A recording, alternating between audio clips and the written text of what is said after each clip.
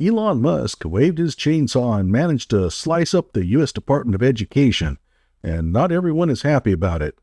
Some have completely misguided understandings of what the U.S. Department of Education does, and others are going to be directly affected. Is this axing of the Department of Education a good thing? Or has Elon gone too far? Hello out there. I am trying to get through. With cold, blunt analysis cradled in the warmth of reasoning, it's time for Johnny Walker Dread to straighten you out on a thing or two. Emanating all the way from exciting Las Vegas, Oklahoma, it's time for the Johnny Walker Dread Show. This Thursday, April 3rd, 2025 at 8 p.m. Central Time, tune into this channel for an interview with Dominic Black, who was the kid that loaned Kyle Rittenhouse his rifle that fateful night in Kenosha.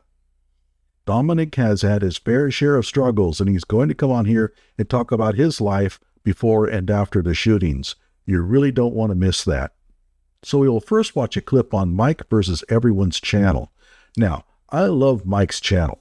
If absurdist wokeism bothers you as much as it bothers me, you should subscribe. Essentially, he plays a montage of the wacky going berserk. In this clip, however, I tend to disagree with his take. Let's watch. Now, most of you probably heard that Trump recently signed an executive order shutting down the Department of Education, which I think is fantastic. I heard a stat that something like $1 trillion has been spent on the Department of Education since its inception, and students are only getting dumber. But this is the reaction of people who watch CNN and MSNBC. Roll it. I mean, he's right that the Department of Education has not done anything in terms of improving the education of our students. However, it also plays other roles, and it's those other roles that kind of worry me. But let's go ahead and watch this. So I just need to know from all the MAGAs out there, do you guys, you don't care about federal aid for students? You don't care about college? You really don't care if the kids can apply to go to college? If student aid is being taken, if the Department of Education is being shut down, then what happens to FAFSA? What happens to the website for all of the students to go and apply for student aid? And you guys really don't care about that? You really don't give a shit about that? Because we have kids graduating in 3 months. They are applying for college right now.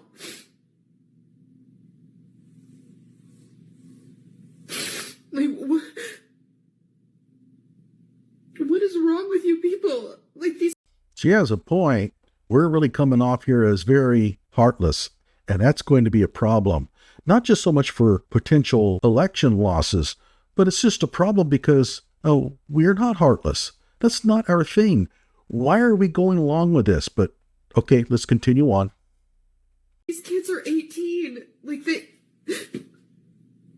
What am I supposed to tell my son? Sorry, babe. Sorry, babe. Half the country voted to make it so you can't go to college. What the fuck? Nose ring aside, I'm not sure I can make fun of her. It sounds like the loss of FAFSA is going to affect her own son, so she has some skin in the game here.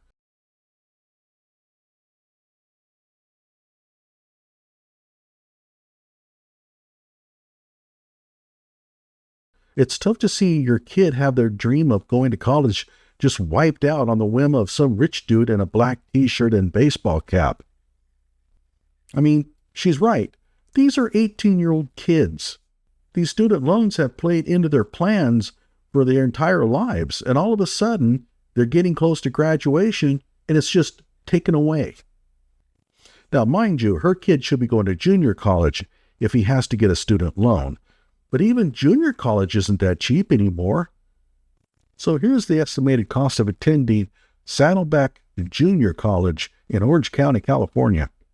You scroll on down, and according to this, if you're living with your parents, it's going to cost $22,000 a year.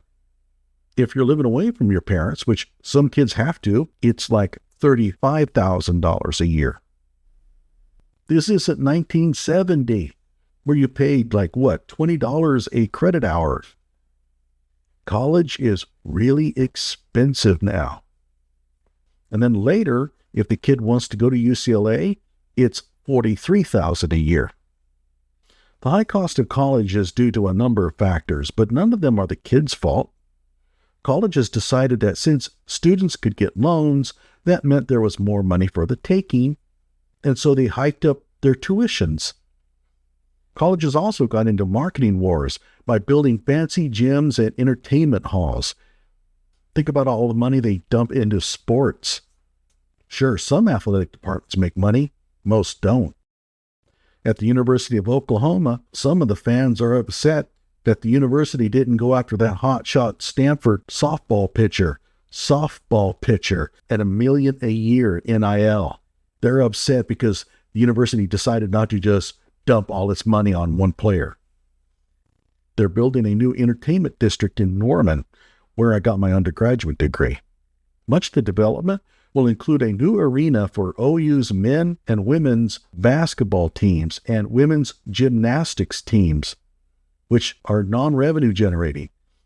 Total cost, $1.2 billion. That's right.